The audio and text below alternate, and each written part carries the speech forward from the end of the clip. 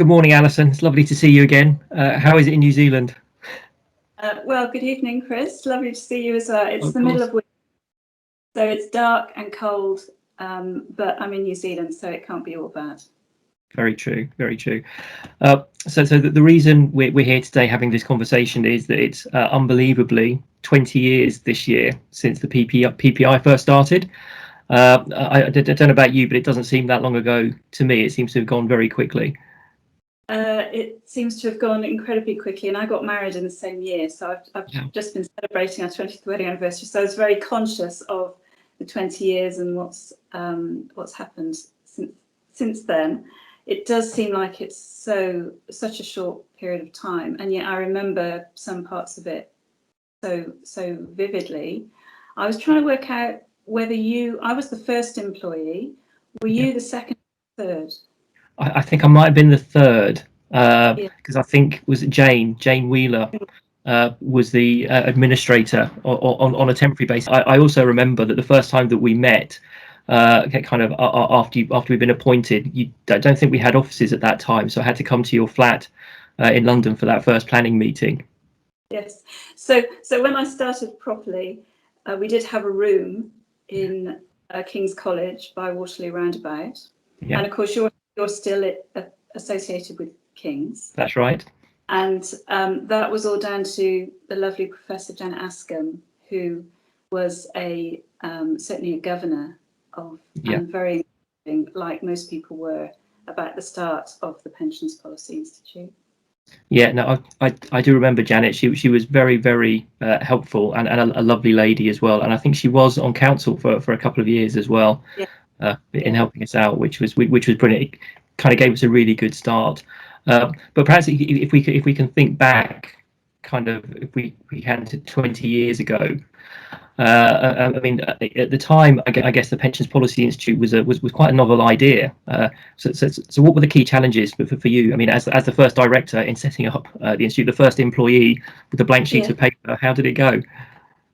Well, it was somewhat daunting, particularly when Nicholas Timmins in the FT wrote an article which said there's this Pensions Policy Institute which is starting.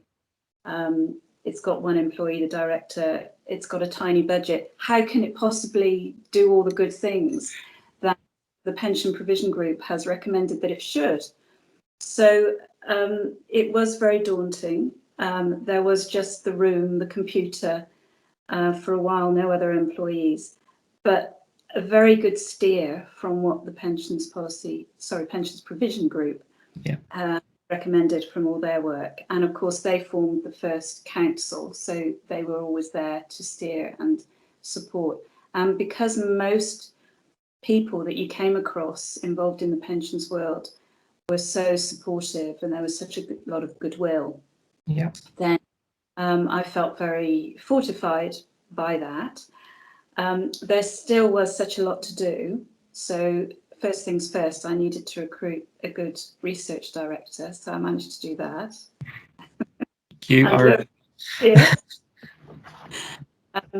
And really just, as you would with any organisation, just set out a strategy and a plan on a tiny budget and dive straight in, really.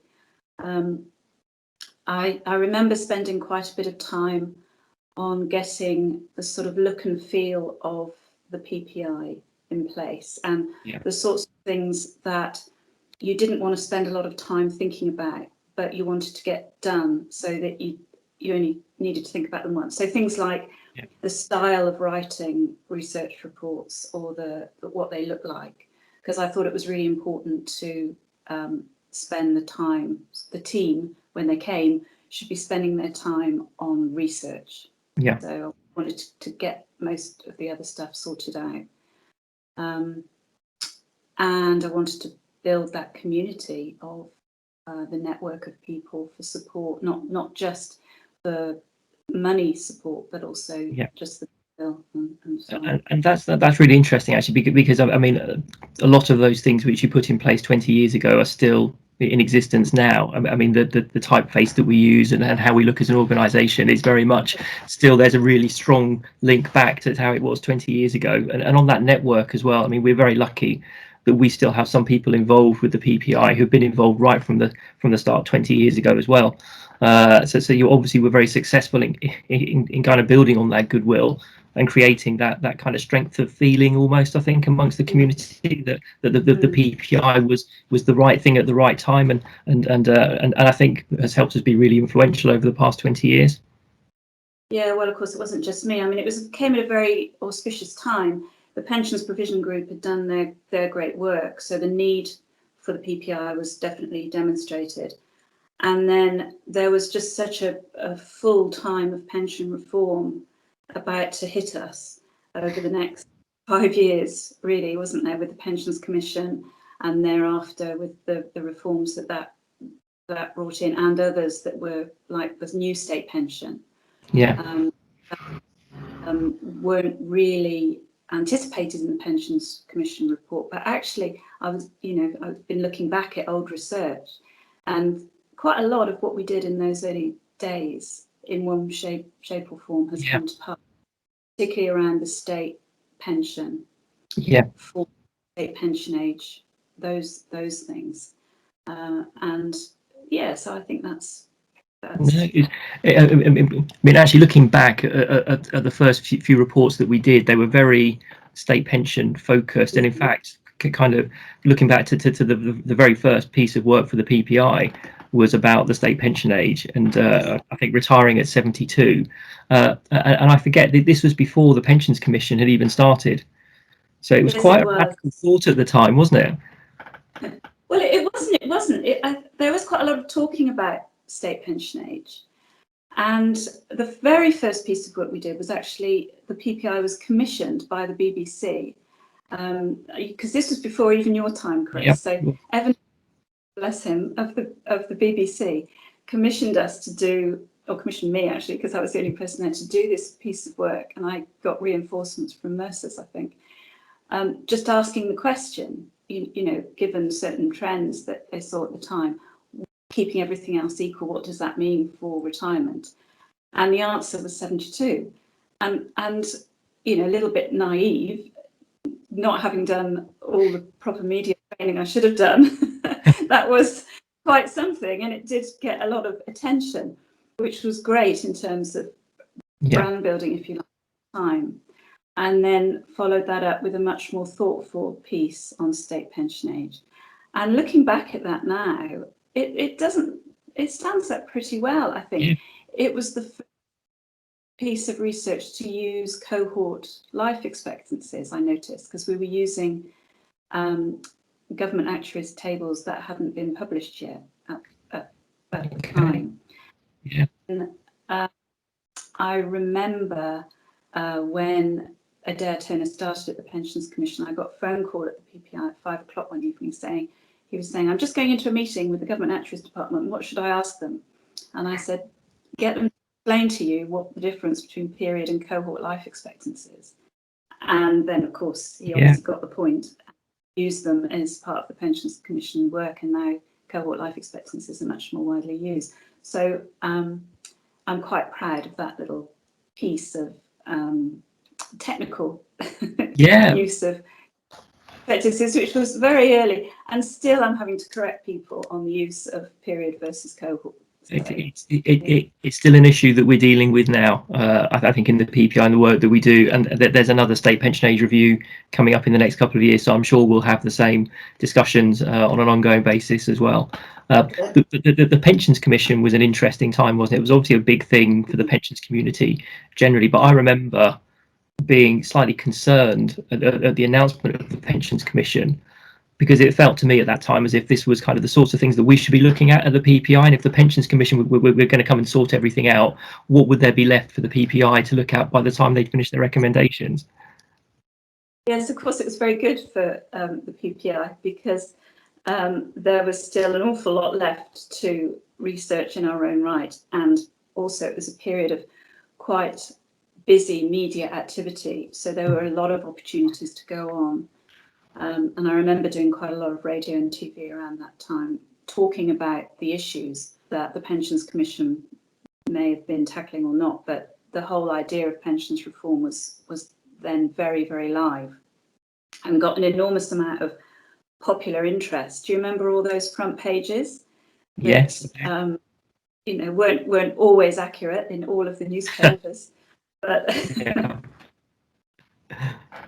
Yeah, no, it was. You're right. It was a very busy time, and I think actually it was, as you say, it was very helpful for us at the PPI, because the Pensions Commission, it really established that principle of an evidence base. I think that obviously, as you say, we'd been putting that out for the pensions community for a couple of years before the Commission kind of started to publish their results. But it was the first time really that I think there was a consensus that there should be this really strong evidence base, building on the work of the pension provision group in that way. So I think it did really help. But obviously there wasn't everything that we were working was covered by the Pensions Commission. And you mentioned earlier about the new state pension, and I remember I think it was probably the first kind of commission research report that we did was with what's now the PLSA, but was at the time the NAPF, about a citizen's pension. I mean that was a really interesting time as well. That was really interesting, and we got a little bit of pushback about that, because at the time some people were thinking we were just doing too much on the state pension and not enough on private pension. But for every person who said that, I had another person from the private pensions industry say, we're really glad that you guys are looking at the state pension, because that's where so many of the issues are, and if you weren't looking at it, nobody else would be. And the issues were, of course, on that means testing interface, and on just the sheer complexity of the state pension. And the citizens' pension model that we wrote so much about, you know, very much modelled on the New Zealand approach, ironically, coincidentally, and now when you look at the new state pension, which came in a few years after what we're talking about, it's very similar. It's a sort of UK way of doing it, as I understand it, using contributions rather than citizenship or residency, but that's what the UK can do, count the number of NI contributions made rather than count the number of years you've been living in the UK. So it seems to be, from my perspective now, quite a good answer to some of the complexities and the multi-tiers and the means testing that we were identifying as problems way back then. Yeah, I mean, I think that's right, and you can see the kind of a very strong chain, I think, from the work back then through the first reforms to the state pension that happened, and then the evolution into the new state pension coming through. And to me, I think that was also one of the times I became more aware, I guess, of how contentious maybe some of the things that we were talking about could be, and how we had to be very careful about how we presented things. Because I do remember there were accusations that we were almost, I think, trying to put forward the idea of a citizen's pension, whereas my recollection is that a lot of the time we were just having to correct people's misunderstanding of what was happening. So it was where the evidence was really strong, but the viewpoints that people held weren't necessarily informed by the evidence. And it's quite a tricky line, isn't it, to make sure that you get that evidence across without appearing to go too far. You're right. It is a tricky line, and some of it is also to do with the look and feel and the style of the reports that we were talking about earlier. Because one of the early decisions was we didn't want to do just academic-looking reports, but we didn't want to do, on the other extreme, opinion pieces. We had to find that medium where, as you say, we presented the evidence, but then we pulled the strings together and made a conclusion to it, and showed that conclusion first, and then unwound the evidence, rather than in academic papers you quite often take the sort of approach of building up to that.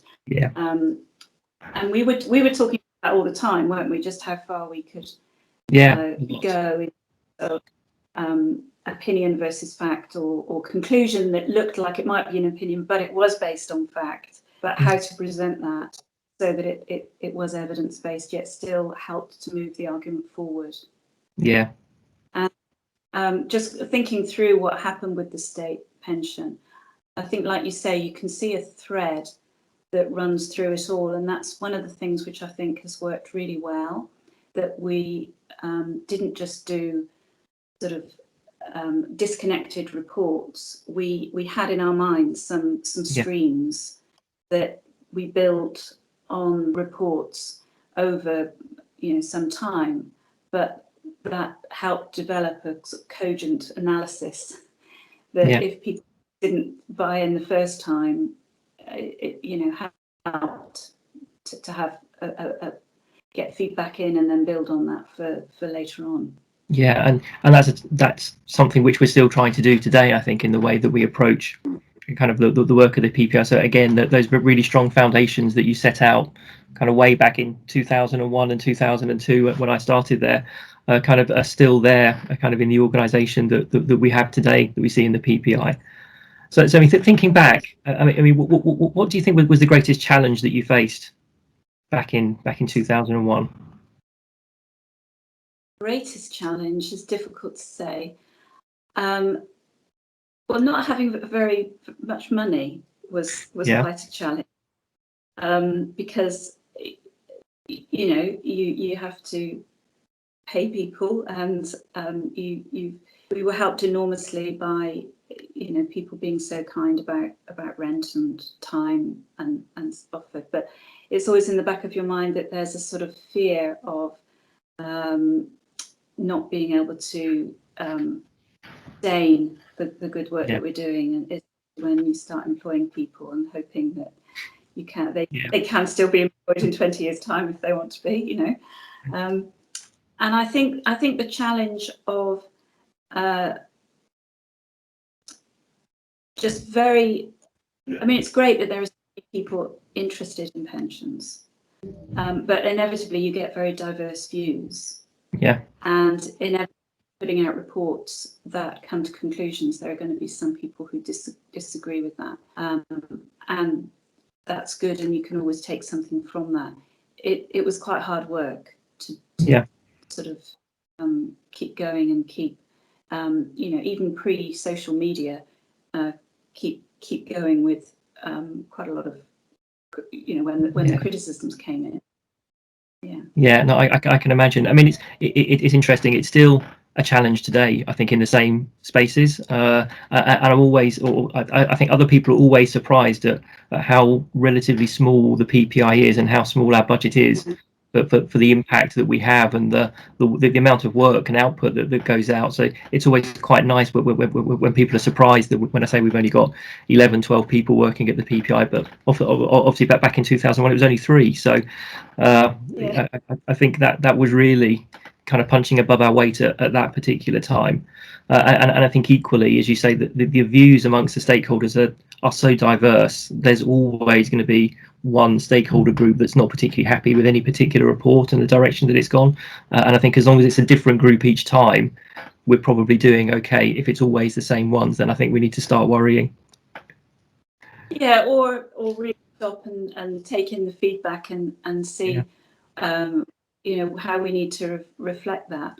And it's better that there's more interest than less, isn't it? I mean, you want people to be engaged and contributing. So I think every time we got the right balance, and this thing about, are you doing too much on state pension, not enough on private? I think that's something that's clearly, over time, the pendulum has swung more towards the private pensions, because that's where the issues are now, partly because so many of the issues that were around in the early 2000s on state pensions have been solved, in the process of being solved. Not to say it doesn't leave issues, but the weight of the problems or issues now are in private pensions, I would say. Okay. I think the other strand that we perhaps haven't talked about is the educational work that the PPI does, because that was one of the themes that I really wanted to bring in at the beginning,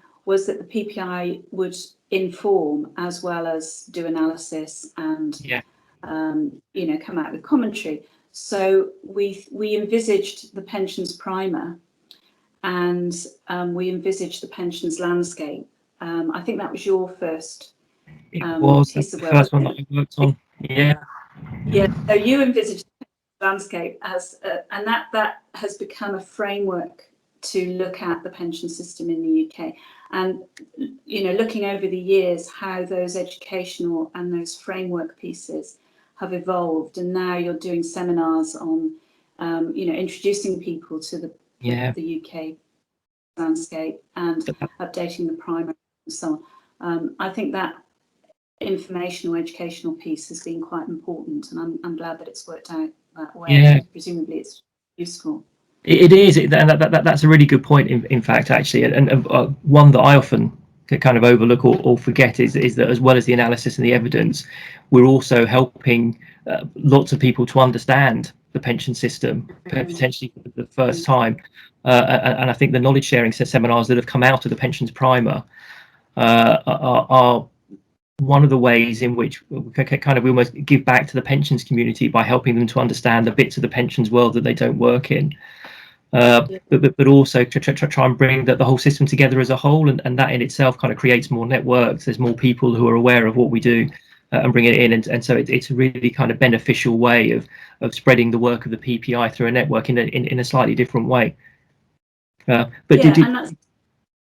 So sorry. So I was going to say, do you remember the pension primer and how we set that up the first time? And was it Michael Martin who came in on secondment to work on that? That was a really interesting time. Yes. Yeah, and it got more. I mean, the system is so complicated, or was so complicated, but is still complicated. And just reflecting now why there are things coming out like you know, women not claiming or receiving their correct entitlement. I can't help thinking that, you know, if the system hadn't been so complicated over an accumulation of years, then these problems wouldn't have existed. So learning about the system, I mean, you know, doing that pension primer, that was some of that was new to me at the time, and it was a bit of an eye-opener, just how difficult it was to write what seemed to be a very easy task when we first envisaged it. Just introduction to the pension system. No, we didn't quite realise the task we were taking on at the time, did we? In the end, we had to split it into 3 different parts. It was so big.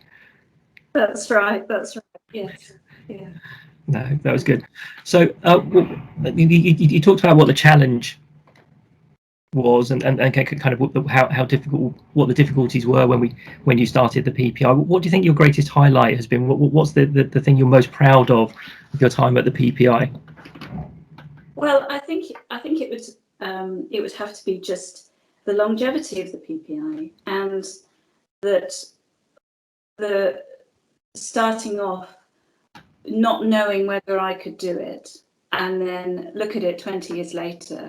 I can't take credit for all of that, obviously. It's only a small part, but it worked. And you know, I'm very proud of my little bit of setting the foundation and how it's developed. I think the first highlight is that it worked, and all that work paid off. I think otherwise it's a series of sort of memories that I have of, you know, some of them quite funny, really. You know, another pensions minister, so we like the same letter that you did. Do you remember when a pensions minister decided to come and see us in our offices? Was that Malcolm Wicks? Malcolm Wicks. Yeah. And we had to go out. We had to sort of tidy up. I mean, the offices were not very smart. We had to sort of tidy up and go out and buy biscuits and wash some mugs, and you know, that was. Then we had a really great chat that lasted some time. That was a very insightful conversation. I remember that. I do remember quite a bit of sort of adrenaline TV, radio stuff going on, and being on notice, and, you know, early mornings on breakfast TV or whatever. That you know, looking back, I think, you know, it just seems like another world. But it was all good to get the message across. I think just I remember that our administrator was leaving, so we had gone through the process of recruiting, interviewing, shortlist, making a job offer, signed the contract. She was ready to start the next day, and then she rang up to say that she decided not to take the job. Do you remember that? So we had to go to a temp agency, and I was thinking, Yes. oh no, who we get, and then it'll only be temporary, and we're going to have to then go through the whole process again. But we got Maritha. I know, it was an amazing stroke of luck. Yes. We're lucky. Very lucky. That was turned out to be really great, and Yeah. I think, you know, it has to be working with such great people. I know it's cliche, but it's absolutely true. Not just yourself and everyone in the team over the years that I was there, but all the people that were so committed and really cared about pensions from the first council. You know, people very supportive. You mentioned Janet, Ruth Hancock, Tom, of course, and Paul, who, Andy Young, people who really cared about what we were doing and didn't get in our way, but supported us when. No, I know exactly what you mean, and it's like the organisation is really the people, isn't it? It's the people and their passions. And I think a lot of that, and I know you're trying to be modest earlier on, but I think you can take an awful lot of credit for the longevity of the PPI as well, because we've already mentioned a number of times about how the things that you set up, we're still working with today. We're still doing the same things. And I think without those really firm foundations, without that credibility that we built up, because I don't think we should forget that kind of we started from scratch. That there was the pensions provision group, but it certainly didn't have the profile that the Pensions Commission had. So this was a big step almost into the unknown. And for those first couple of years, you in particular had to work really hard to establish the credibility of the organisation. And without that, we wouldn't still be here 20 years later. We have to make sure we work really hard to maintain that credibility, because we could lose it very easily. But actually getting it in the first place was no mean achievement, and I think you should take a lot of congratulations for that. Oh, thank you, Chris, but so should you, given that you've been there the longest.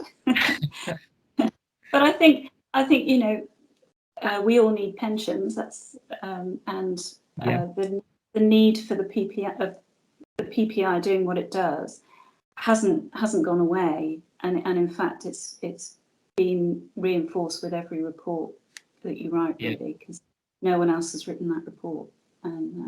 And so we're almost going full circle now. So from my first report being the pensions landscape, the latest big piece of work we're doing is looking at a framework for pensions and retirement saving in the UK. It's like the same issues that we have come round in a cycle, and we're trying very hard, I think, to find a way that we can try and get a much longer term view and a longer term perspective. It's always something we've struggled with, I think, with the industry and with ministers and with the stakeholders generally. Well, I know that looking from other countries at the PPI, people are always envious that of the UK having a PPI, because they see how important it is to have an organisation, an independent organisation that looks across the whole pension system as a whole, and does have that long-term perspective. So here and in other countries, you might have think tanks or research bodies that do look at one part of the pension system, but they don't really knit it. They don't have anyone to knit it all together and to keep that body of knowledge and analysis and experience going over the long term, which of course is so necessary, as pensions are a long-term business. Yeah, definitely.